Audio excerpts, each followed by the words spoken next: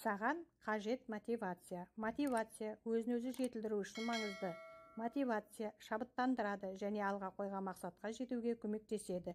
Тек жалғыз мотивация ғана жұмыс істемейтінін есте сақта. Білімсіз, тәжірибесіз және еңбекқорлықсыз ең ынталы адамның да нәтижеге қол жеткізуі екіталай. Сондықтан барлығын бірге пайдалан. Жетістікке жету жолында сені ештеңе алаңдатпасын. Жаман жағдайларда әзіл-оспақ қолдануды ұмытпаңыз. Көптеген адамдар өздерімен болған оқиғалардың ауқымын асыра көрсетуге бейім және олар туралы көп уайымдайды. Шын мәнінде бірнеше жағдайлар біздің өмірімізге қатты әсер етуі мүмкін.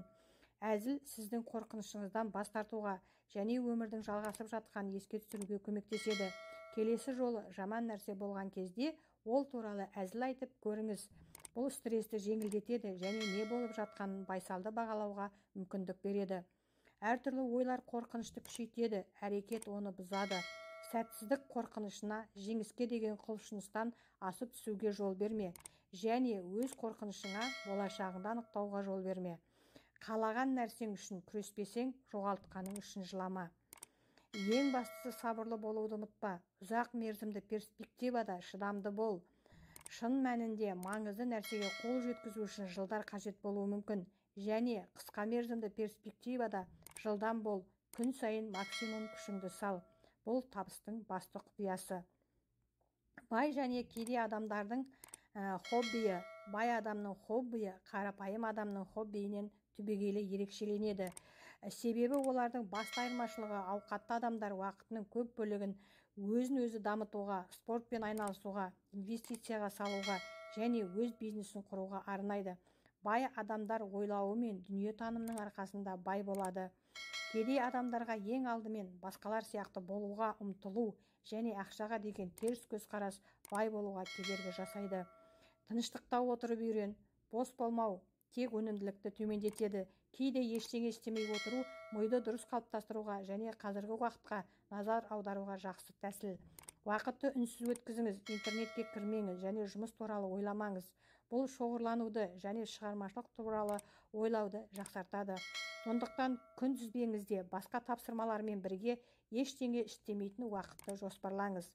Тыныштық әдетте миға пайдалы. Сол тыныштық кезінде ол ақпаратты белсенді түрде игеріп бағалайды. Нейробиологтардың пікірінше, күніне 2 сағат үнсіздік есте сақтаудың қалыптасуымен байланысты ми аймағындағы гиппокамптағы жасушалардың дамуын тудырады. Қарым-қатынасты бағалаңыз. Осындай қарапайым клише бар: адамның өзін-өзі жасаған. Бұл өтірік. Ешкім жабық кеңістікте өмір сүрмейді және ешкім елсіз аралда табысқа жете алмады.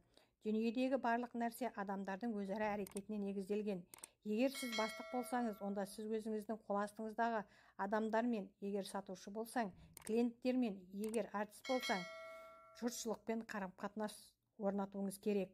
Сіз түсінуіңіз керек, бұл өмірдегі ең құнды нәрсе бұл адамдар арасындағы қарым-қатынас және солар сізді ақыр соңында үлкен капиталға, атақ пен табысқа әкеледі.